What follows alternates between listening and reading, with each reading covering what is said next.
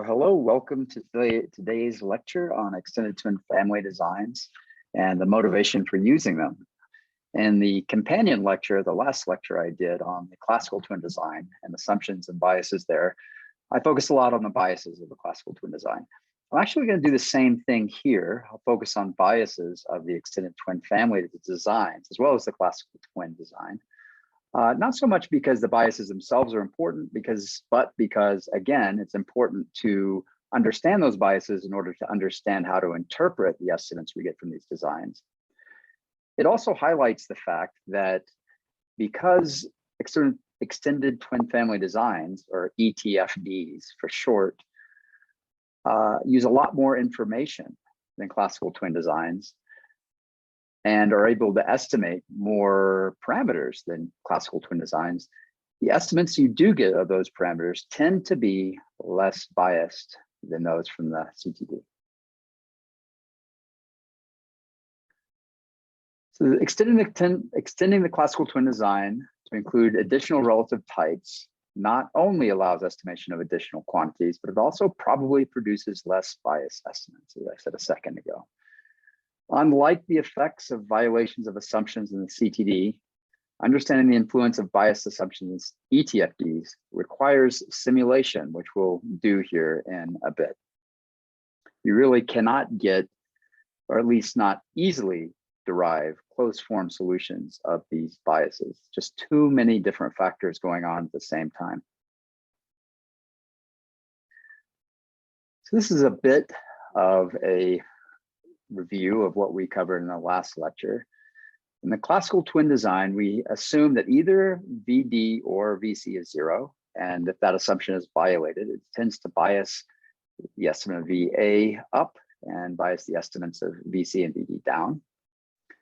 We also assume there is no assortative mating.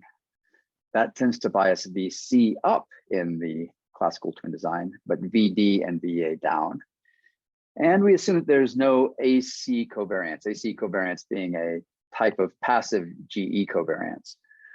That will tend to bias VC up also, and VA and VD down.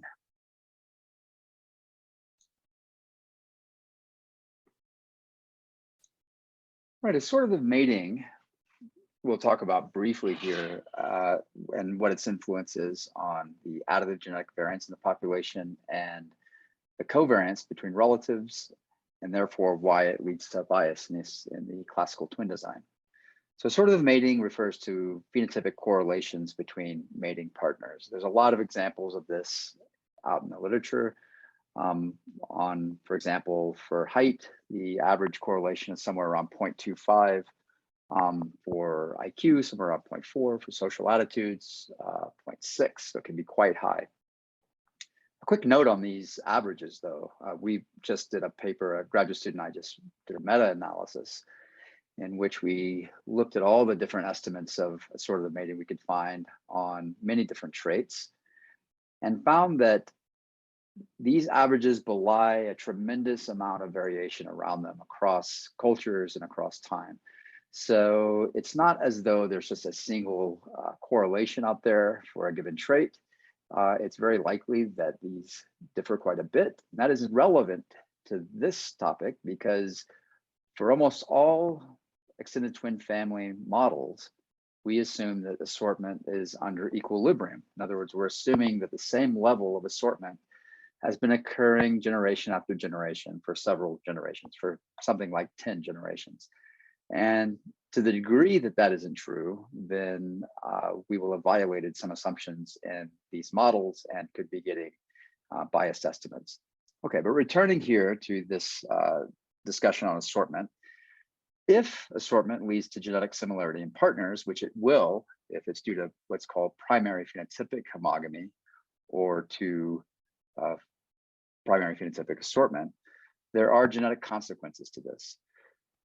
So the most important is that it increases the additive genetic variance in the population. So take height, for example. The height VA increases because tall alleles, call them tall for alleles that tend to increase the height of the bodies that they're found in. Tall alleles tend to be more concentrated in individuals than expected. And by the same token, short alleles tend to be more concentrated in individuals than expected. Why does that happen? Well, if you're a tall allele, and just pretend that you're sitting in an egg and you know that you're a tall allele, you also happen to know that you're in a population in which there's assortment for height. If you see that sperm that's swimming towards you, you look at the other height alleles in that sperm, you can bet that most of those are tall alleles rather than short alleles, or it's more likely that they're tall alleles than short alleles, simply by virtue of the fact that you yourself are a tall allele and you're in a population in which there's positive assortment for height. One of the interesting things that assortment does that leads, therefore, to these correlations across the entire genome between all the causal variants that influence a given trait, and it does so in a consistently positive direction so long as the assortment is positive. If you think about that, the tall alleles in the egg and the zygote, that only refers to positive correlations across the paternal and maternal chromosomes. But of course, in the next generation, those paternal and maternal chromosomes get mixed up due to recombination. And therefore, the correlations now are within haplotypes of chromosomes. And after several generations of getting mixed up in that kind of way, it leads to what's called an equilibrium. And that is such that the correlation across loci within the same haplotype are equal to the correlations across paternal and maternal haplotypes. Finally, I'm getting to a point here. Finally, we can think of genetic scores of individuals as being the weighted sum of all of the allelic states at each of the causal variants, weighted by the effect of each of those loci. And under random mating, there's no reason that a locus at one position is going to be correlated with a locus at another position, especially if it's far away. But under assortment leads to consistently positive correlations across those loci. And so if you think of these genetic scores as being the weighted sums, assortment increases the variance of those weighted sums. In other words, increases the additive genetic variance in the population, for the same reason that consistently positive correlations are going to increase the variance of any sum. The predicted additive genetic variance at equilibrium is equal to the additive genetic variance at the base population. This is the population when there is no assortment, divided by 1 minus the correlation between spouses multiplied by the equilibrium heritability. So this is the predicted increase in additive genetic variation under assortment. Assortative mating also has consequences on relative covariance and correlations. So it increases them. So for example, for siblings, the predicted correlation between the additive genetic effects of SIBs or dizygotic twins is equal to 1/2 times 1 plus the correlation between spouses multiplied by the heritability at equilibrium. So of course, if the correlation here is 0, this just goes to our expected 1/2 correlation between the additive genetic values of siblings or DZ twins, but it increases the degree that there is assortment. And the reason that this leads to a bias in classical twin design estimates is because the correlation between the additive genetic effects of MZ twins cannot get any higher than what it already is, which is 1. Whereas the correlation of additive genetic effects of DZ twins is going to be greater than or equal to 0.5 under assortment. If we're assuming that that correlation is 0.5 when it's actually higher than it is, that's going to lead to increased phenotypic correlation for DZ twins than over what we would expect due purely to genetics, which will come out, therefore, in the classical twin design as looking like shared environmental effects. And here I just explained some of why you might expect this, or kind of an intuition behind why there is an increase in genetic correlation between relatives, in particular between siblings. Passive GE covariance, also known as genetic nurture in the literature, and what we in this lecture are going to be calling covariance between A and C, C being the shared environmental component and A being the additive genetic component. So the covariance between the average genetic effect in a family and the familial effect that occurs when parental traits directly influence the offspring trait is what we're calling passive GE covariance. And that leads to a covariance between genes affecting a trait and the offspring rearing environment. So for example, educated parents tend to pass on not just genes that predispose to higher education, but also environments that predispose to higher education. Both of those things tend to go with each other. If, and I should say, if and only if there is a direct effect of the parent phenotype on the offspring phenotype. And this direct effect of parental phenotype on the offspring phenotype is something that we will refer to here as vertical transmission.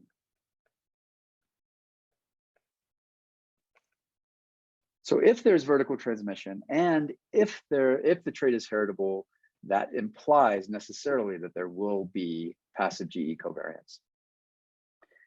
Now, because this covariance is between the average genetic effect in a family and the familial environment, it increases the covariance of all siblings by the same amount, regardless of their relatedness. So it increases the covariance between MZ twins to the same degree that it does between siblings and as it does between DZ twins. And it therefore mimics and leads to an overestimate of the shared environmental variance in the classical twin design.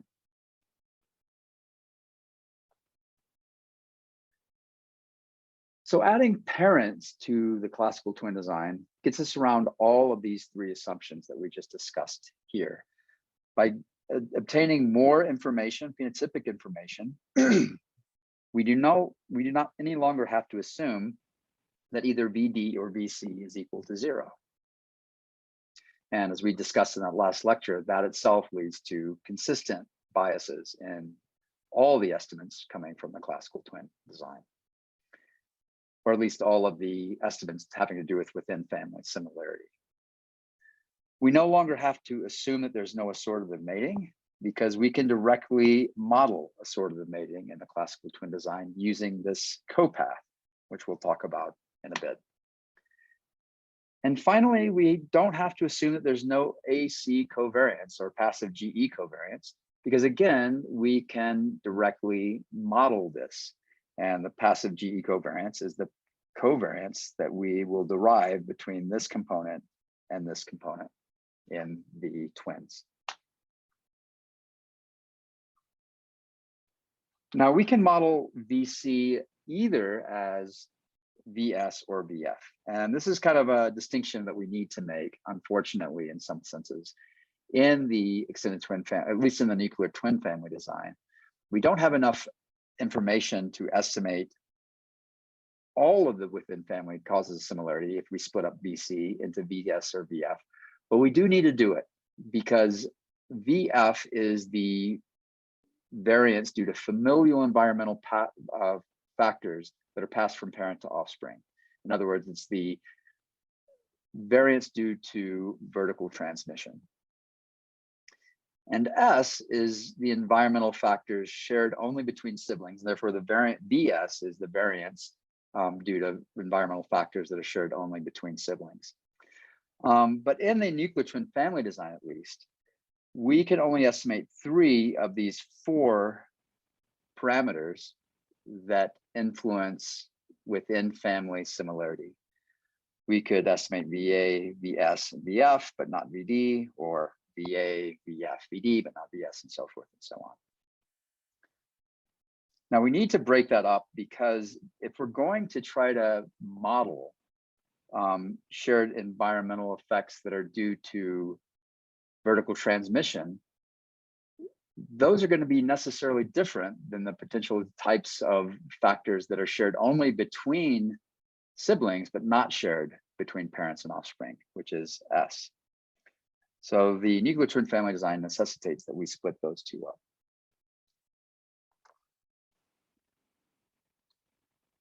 Here is the nuclear twin family design path diagram in all its glory.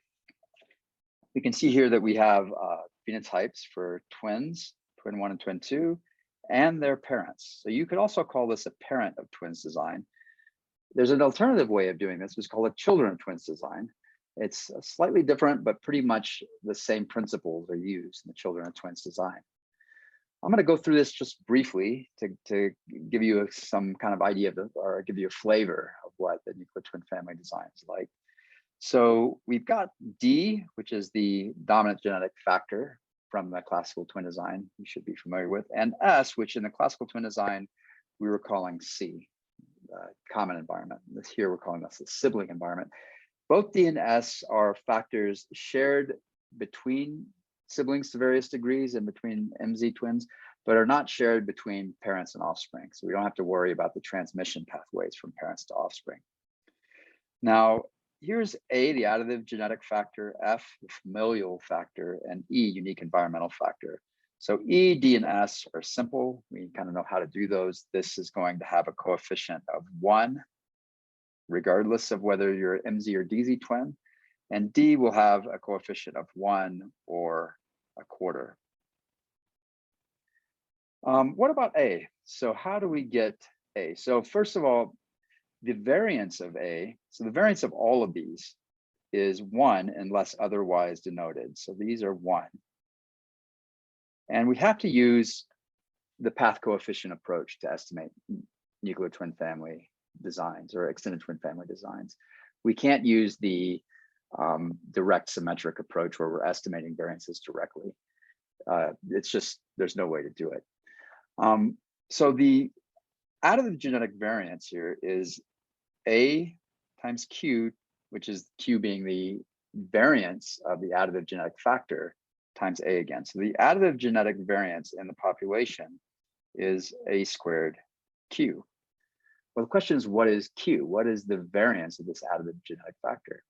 Well, we can set Q as being equal to, if the trait's under equilibrium, the assortment has been going on long enough, equal to all the ways we can get from A in the offspring generation back to A. Okay, so we will derive the variance of A up here by deriving the variance of A in the offspring. So I'll do that one thing quickly and then kind of move on and talk about what the consequences of using nuclear twin family designs are. So Q, the variance of the additive genetic factor, is going to be equal to a half. So this right here is what's called the segregation variance, the within family genetic variance that is unaffected by assortment. And if the additive genetic variance in the base population, if we assume that is 1, then the segregation variance is half of that. So the segregation variance here is half. So Q is equal to a half plus, here's another half. So all the dotted lines in this diagram have a coefficient, path coefficient of a half. So we're going to go from A up, the offspring A up to the paternal A and back down. So that's going to be a half times the variance of A, which is Q, times a half. That's offspring to father. Now we'll do offspring to mother. It's the same thing, plus a quarter Q. Now then, we need to model the increase of Q that is due to assortative mating. So here we're going to have again a half. And now we need to get to the parental phenotype because we're going to need to cross this assortment path right here. Well, all the ways that we can get from A to the phenotype of the father is QA plus WF. And because that's used a lot, I'll just go ahead and denote that as delta. So delta is the covariance between the additive genetic factor and the parental phenotype, which is going to be equal to QA plus WF. So here we have a half times delta to get to the parental phenotype, cross mu, which is the copath. It is not the same thing as the correlation between spouses, but it's similar, it's close. Now we need to go from the mother's phenotype up to A. All the ways we can get from here to A, which is again going to be A, Q plus F, W, or delta. And then again, from here down, That's a half. And that was just going through the paternal line this direction. Now we need to start at A and go through the maternal line this direction. And it's going to be identical to what we just did. So it again will be a half delta mu delta a half. Okay, so if you do all this again, it's going to be Q is equal to a half plus a half Q plus, what is this, a quarter delta squared mu times 2, right? So a half delta squared mu, which we could simplify as being a half plus a half Q plus delta squared mu. Now this parameterizes the increase in the variance of the additive genetic factor due to assortment. If there's no assortment, Q will be equal to 1, and we will have a half plus a half, or the variance of A being equal to 1, which is what it should be under no assortment. But if there is assortment, it will be increased, this term will be increased by delta squared mu, okay? And the total additive genetic variance in the population is equal to A squared plus A squared times Q. We can similarly get the variance of F, which is denoted as X here, by all the ways we can get from F back down to F. And I won't go through all those tracings, but the point I will make is that the variance of F is also increased by assortative mating. So any factors that involve a transmission from parent to offspring, the variance of those factors will be increased by assortative mating.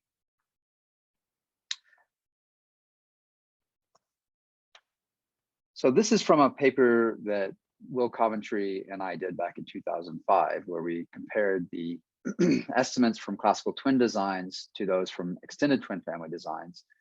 And we found that on average, that the additive genetic variance is 65% higher in classical twin designs as compared to extended twin family designs, whereas the dominant variance estimate was 43% lower in classical twin designs. And this again demonstrates the point I was making in that last lecture, that VA tends to be biased upwards and VD tends to be biased downwards in classical twin designs. And the reason I'm saying biased here in comparison to extended twin family designs is that extended twin family design results tend to be, as I'll get to in a second, tend to be more accurate and less biased than those from classical twin designs.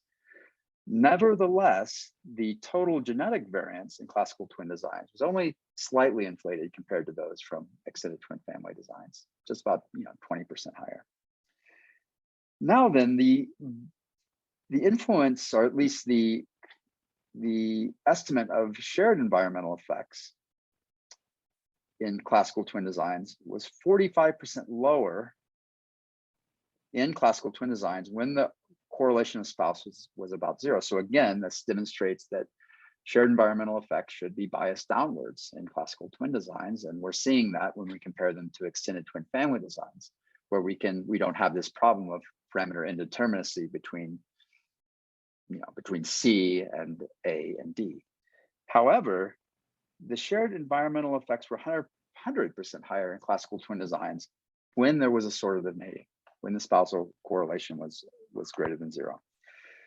So ETFD results aren't perfect, but theory and simulation do suggest that they are on average much more accurate than those from classical twin designs. This comes from another simulation. This is a paper that we did in 2010, Keller, Medlin, and Duncan, I think. We found that the accuracy across many different possible parameters that we thought were fairly realistic that you might see in the real world, that the classical twin design was about 0.14 off across all the different parameters, whereas the nuclear twin family design was only about 0.07. So about 50% more accurate than the classical twin design. And extended twin family designs, extended twin family designs such as the Stealth and the Cascade designs were more accurate yet. So the nuclear twin family design is good, but there are assumptions obviously that we have to make here as well. As we said earlier, we can only estimate 3 of the 4 factors that increase within family similarity. So we have to choose whether we're gonna, really probably just 2 of those 3 will be estimated. Almost always you're gonna estimate additive genetic variance. And by the same token, assortative mating is assumed to be due to, at least in all the nuclear twin family designs that exist that I've seen, assortative mating is due to primary phenotypic assortment. And that's only one type of assortment, as we'll get to in just a second. So the next evolution of extended twin family designs is what was called the stealth model. This was something that Lyndon Eves and Andrew Heath and Lon Carden and Hermine Mays and Mike Neal and many others developed back in the late 80s. And what they did is they included not only twins and their siblings and their parents, but also the spouses of twins and the offspring of twins. So it's a merger of both the parent of twin design, what I've been calling the nuclear twin family design, and the children of twin design. And by doing that, you get a tremendous number of additional relative covariances, of additional information to use to estimate these parameters. So this gives you 17 unique covariances, the covariance between MZs, between DZs, between SIBs, between parent offspring, the spousal covariance, the MZ avuncular covariance, right? This is the covariance between the child of an MZ twin and the MZ co-twin.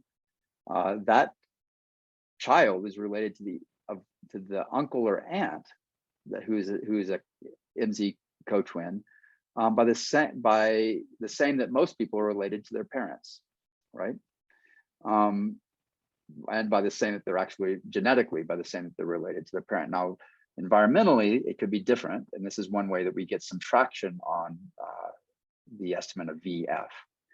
DZ avuncular correlations, MZ cousin correlation, DZ cousin correlation, grandparent grand offspring correlation, and 7 different types of in-laws. So you could have the covariance between an MZ twin and his or her co-twin spouse. You could have that same thing for DZs. You could have it between the spouse and the spouse of the other twin, if they're DZs and if they're MZs and so forth and so on. If you include sex effects, the stealth model adds 88 or includes 88 different relative covariance. So there's a lot of information that goes into this stealth model, and it's a very complicated model to write down and to derive all the expected values in the model. So the additional observed covariances in the stealth allow estimation of VA, VS, VD, VF, and VT all simultaneously can be estimated. And T here refers to it refers to the environmental factors that are shared only between twins. And to the degree that we estimate a variance in this twin factor, that is saying that twins, both MZ and DZs, are more covary at a higher degree than would be expected based on them just being siblings. So really that information comes from comparing the covariance of DZ twins to the covariance of siblings. And if the covariance of DZ twins is higher, then VT, the variance of T will be estimated at above 0. So it's important to remember we're not just estimating more effects here. More importantly, we're reducing the bias in estimated effects because we're having to make fewer assumptions. In the nuclear twin family design, we had to assume that one of either VS, VD, or VF was 0. We no longer have to make that assumption here. Of course, this comes at the expense of a lot greater complexity. So here is the stealth model in all its glory. As you can see, there's a lot going on here. Here we have the twins, and here we have the parents. So this part right here is the nuclear twin family design. But this part here is the children of twins design. And we include them both, and we get all kinds of different relative classes. We have grandparent, grandchild, if we include them all, and there are some of those in data sets that exist. We have avunculars between here. We have in-laws between here, or between here, or between here, and so forth. And those in-laws can differ depending on whether they're MZ or DZ. So lots of different types of relative covariances that we derive, that we can get from the stealth model. The stealth model, of course, itself makes assumptions. We assume, at least the stealth model assume, primary assortment. That is, that the assortative mating was based on the extant phenotype that you observe. There are alternative ways that assortative mating can work. I'll talk about just, let's see, do I talk about, yeah, talk about that in a second. It also assumes no epistasis, that all of the non-additive genetic variance is due to dominance per se. And that probably isn't correct. Most non-additive genetic variance is likely to be due to epistasis. And this actually can matter in extended twin family designs. In the classical twin design, it didn't matter a lot, right? Because probably epistasis, if it exists, is due to additive by additive epistasis. And that has a covariance or a correlation across twins that's equal to the dominance correlation. It's a quarter across DZ twins. But the difference between epistasis and dominance matters quite a bit in the extended twin family design, because dominance effects are uncorrelated between parent offspring, whereas additive by additive epistatic effects are correlated at a quarter between parent offspring. And if you're modeling dominance, and it really is, the non-additive genetic variance is due to epistasis, or at least additive by additive epistasis, you will be anticipating too low parent offspring correlation. That will bias your estimates of VF and VA and VD for that matter. And finally, we assume no A by age interaction. And this is also can be kind of important in extended twin family designs, especially if we're talking about what are called qualitative A by age interactions. This is where the correlation, the genetic correlation between individuals decreases as a function of their age difference within families. And some of what we may be picking up as being dominance variance or sibling variance may actually just be due to A by age interactions. And so here I've given you the parameters that are biased upwards in the stealth if these three assumptions are violated, and those estimates that are biased downwards. Now, as noted, the stealth model is able to model the effects of assortative mating, but it does so assuming that one particular type of assortment is responsible for the correlation between spouses, and that is what's called primary assortative mating, also known as phenotypic homogamy. Now, phenotypic homogamy refers to matching based on phenotypic similarity, observed phenotypic similarity between individuals. But there are other possible reasons for why spouses might be correlated. So for example, social homogamy refers to matching based on environmental similarity. Now, because one can't directly observe the environmental constituents of a phenotype vis-a-vis the genetic constituents of a phenotype, such mating must be based on phenotypic homogamy that is phenotypic homogamy on another trait that is environmentally more correlated with the trait under study than it is genetically correlated with the trait under study. So take, for example, religion and social attitudes. So if we assume that religious affiliation is affected entirely by non-genetic influences, which is probably more true than not, and two, that individuals are more likely to select mates within a religion than across religions, which again seems to be a fairly safe assumption. And three, that individuals within a religious group are more similar on social attitudes than expected by chance. then it must be the case that some of the similarity between mates and social attitudes is due to social homogamy. All right, and a third possible reason, and there are other possible reasons for mate similarity. I'm just going over the three main ones here.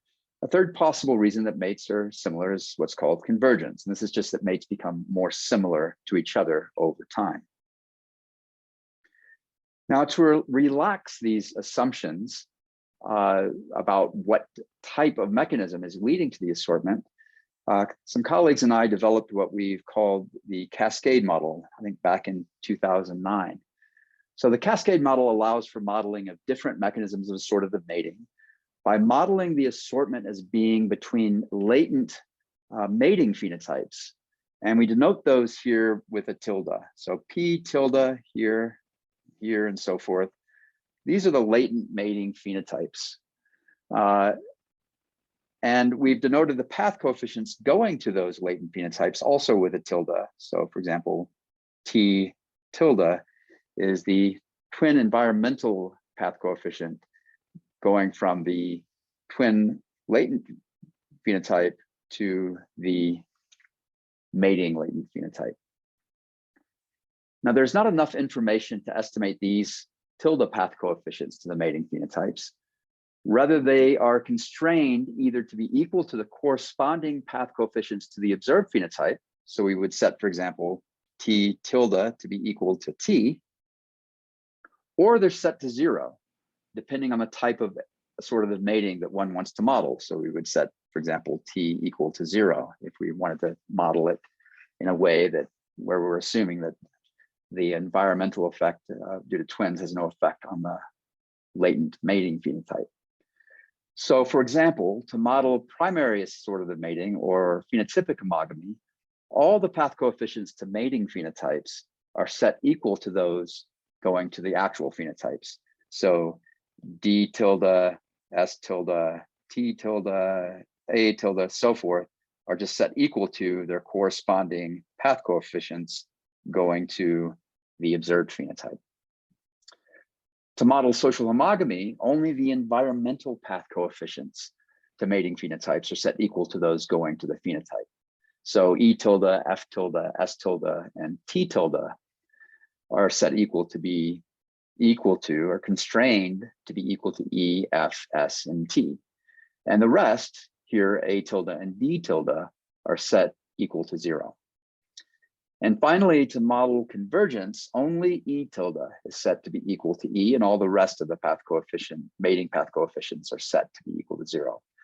Now, while the three models of assortative mating that I've just mentioned are not nested, and therefore can't be tested against one another, because they all have the exact same number of degrees of freedom, one can compare the -2 log likelihoods between those three models, which will differ, and choose the model that fits the data best. So we've tested this Cascade model under simulation, and it appears to perform as intended in modeling different types of assortative mating. To check how these different models perform in realistic situations, we had to use simulation. It's not possible to derive closed form solutions to the bias when the models get this complicated. So we developed a program that we called GeneEvolve, and this just simulates, after multiple generations, all these different factors that we're interested in: vertical transmission, the effect of parents' phenotype on offspring's phenotype, assortative mating, additive genetic effects, dominant genetic effects, epistatic genetic effects, A by age effects, and so forth and so on. And we did this for several generations. We simulate extended twin family data sets, and then we fit our models on those data sets. And we did this many, many times in a Monte Carlo simulation, and took the average of those estimates and also looked at the variation of those estimates to see if our estimates are biased or unbiased, and also to check the precision of those estimates. So I'll go through here some of the results of this just in brief. So let me walk through this plot because we'll see a few of these over the next few plots. So here on the top, I tell you what the reality of this, of what we've simulated is. So we simulated a situation where in reality, the additive genetic variance is equal to 0.5. the dominant genetic variance is equal to 0.2. There are no other factors that cause within family similarity, and the phenotypic variance here is always going to be equal to 1, at least equal to 1 in the base population before there's any assortative mating or any genetic nurture or vertical transmission, all of which will increase the phenotypic variation over that of the base population. So therefore, in this situation, VE is equal to 0.3. So we know what the truth is, and that's denoted here with the dashed orange lines. You can see those right there and right there. And we run the classical twin design. It's the yellow estimates here. The nuclear twin family design, which are the dark red and light red box plots. The stealth model, which is the light green and dark green box plots. And finally, the Cascade model, which is the dark blue and light blue box plots. So here we see the box plots of the estimates for VA. This should really be VA hat, VD hat, and so forth, across 1,000 different data sets, each simulated with 15,000 families composed of about 70,000 total individuals. That's 4 to 5 individuals per family. And that was done to mimic the missingness patterns and the total sample sizes observed in the combined Australian and Virginian extended twin family data set, which is by far the largest such data sets in existence. One final thing I'll mention here is that the difference between the dark and light boxes here. This is for nuclear twin family design here. These are the stealth estimates. These are the Cascade estimates. The darker colors are the estimates from a full model in which we attempt to estimate VA, VD, VF, ES, VT, and covariance spouse, and the covariance of AF. And the lighter colored box plots are the estimates from models that drop all this non-significant terms.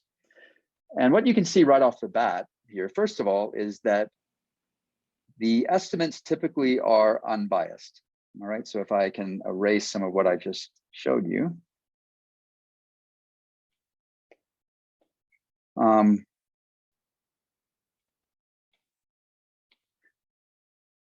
The estimates, at least in the reduced models, are right on that orange line. So these are unbiased estimates for all of the models. And that's not surprising because for all of these models, the assumptions are met, including those of the classical twin design.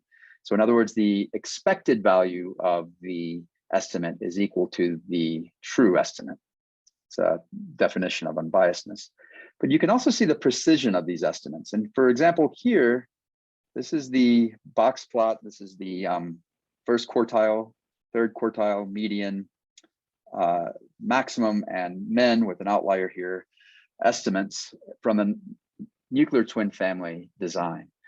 And what you'll notice here is that the full estimates from the full model typically have much lower precision. They have a lot higher variation in the estimates. And that's expected whenever you are trying to fit so many different parameters. And those parameters are correlated with one another, as we'll see here in a second, which leads to high variance in the estimates. Another thing that is kind of interesting that I'll quickly point out here is that the full models often are also slightly biased, right? Up here, biased upwards for VA in the Cascade and stealth design, biased downwards for an estimate of VA and the nuclear twin family design. The reason that those biases occur, and they're small, but they're still non-zero. The reason that those occur is because in those full models, we're trying to estimate parameters that actually have, in truth, a parameter value of 0. And when you're trying to estimate parameter values of 0, by random chance, about half the time, you're going to get an estimate of that parameter that is over 0.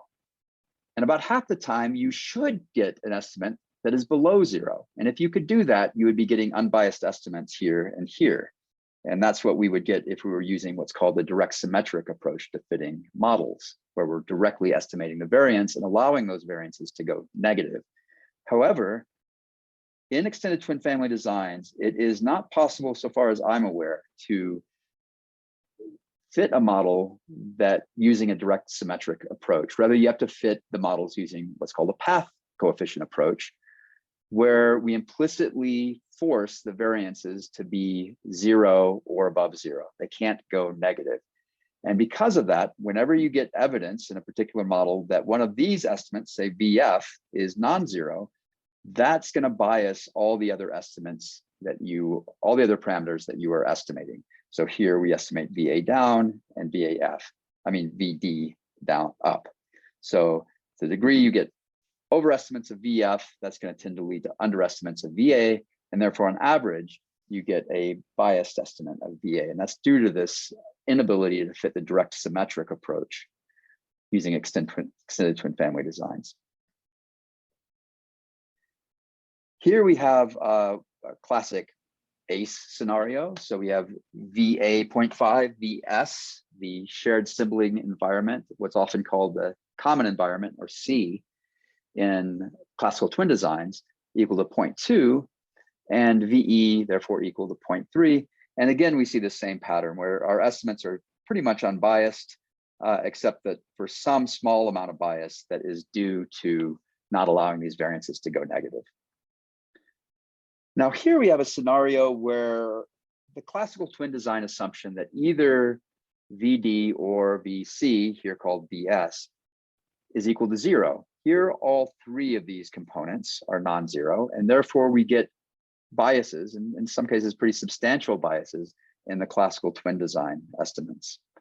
Now these are biases that we purely expect under theory.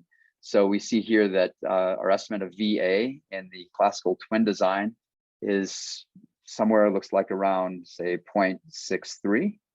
And that's what we're about expecting, right? Because we know that our estimate, if you watch the last video that I put together, that VA hat should be equal to the true VA plus 3/2 of the dominance variance. And so that would be here equal to 0.4 plus 3/2 of 0.15, which I think is going to be pretty close to be equal to 0.63, which is what we observed. So it's good that theory agrees with our empirical observations and simulation. And similarly, our estimate of VC, what's called VS here, is downwardly biased. Also note that the other estimates from the extended twin family designs are unbiased here because the assumptions are not violated. We're able to estimate VA, VS, and VD all simultaneously. Now here's a scenario where the assumptions in the nuclear twin family design are violated because remember, in the nuclear twin family design, we can only estimate 2 of these 3 parameters at the same time. And here we have a reality where all 3 of those parameters exist in the population. And therefore we're going to get biases. And by the way, we also have this variance that's shared only between twins, but not shared between siblings. And when you have this, you get pretty large biases, obviously in the classical twin design, because you've got several assumptions now violated, 2 assumptions now violated. But in the nuclear twin family design also, we have an overestimate of VA, an overestimate of VS, but an underestimate of VF. So basically, this is saying that,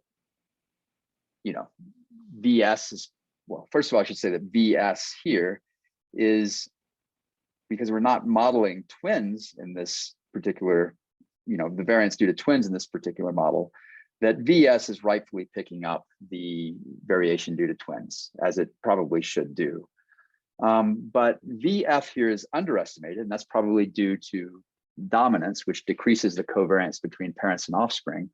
And VA is overestimated. That's probably because it's picking up whatever variance is left over that VD should be picking up.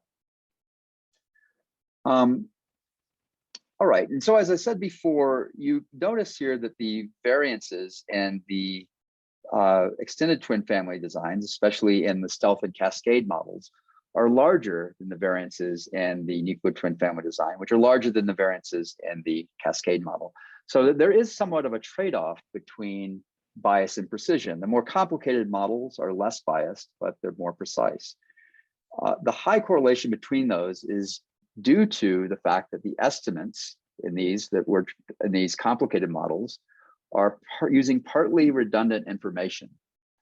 And they're trying to estimate many of these parameters at the same time, and therefore the variance goes up. And you can see these correlations visually in these scatter plots. This is actually scatter plots of the Cascade model results of VA and VD. And you see a very high negative correlation between those. This is across 1,000 different simulations. So the higher your estimate of VA is in a particular Cascade model, the lower your estimate of VD will be, and vice versa. You also see that VA and VF are highly negative correlated. And we see that VA and VS, on the other hand, are really not very correlated at all. Similarly, you see that VD and VF are positively correlated, but VD and VS and VS and VF are not correlated. So really, we should be expecting to see somewhat lower estimates of, let's see if I can see that somewhere. Yeah, somewhat lower variation around the estimates of VS, because they're using pretty much non-redundant information to get estimated, but higher variation in VD, VA, and VF. You can see that here.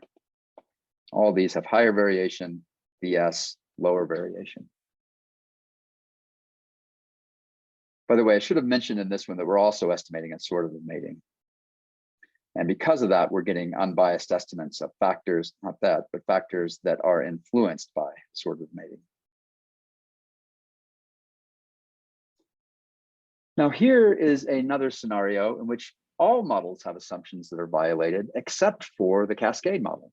So that's because we've modeled assortative mating here being due to social homogamy rather than phenotypic homogamy. And we have VA equal to 0.45, VD 0.15, and VF 0.25. And here we see that all these models, including the nuclear twin family and the stealth, are biased. The biases aren't huge, not huge compared to the classical twin design estimates, but they're still biased. But the Cascade model, at least the reduced Cascade models, are unbiased. Now, here we have a scenario where all the models have assumptions that are violated. This is because the non-additivity is due to additive by additive epistasis rather than due to dominance per se.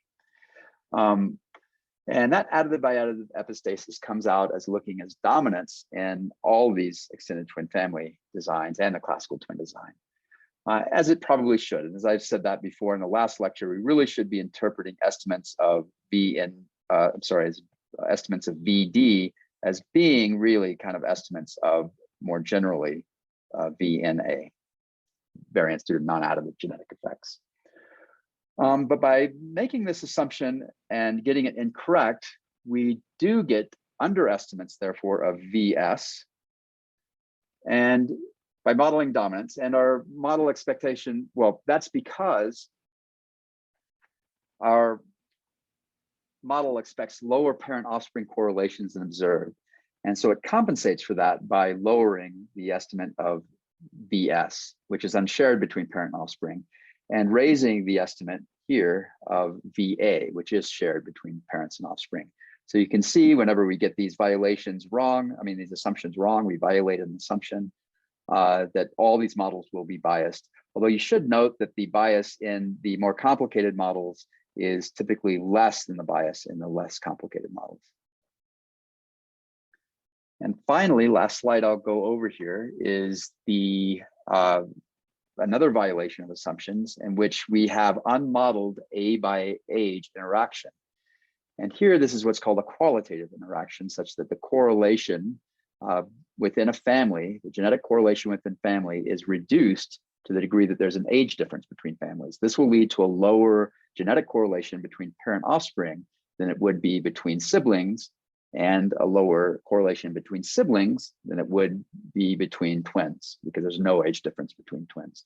And so see here, you get violations or biases in all these different estimates. We happen to get the classical twin design right, but that's just pretty much by chance.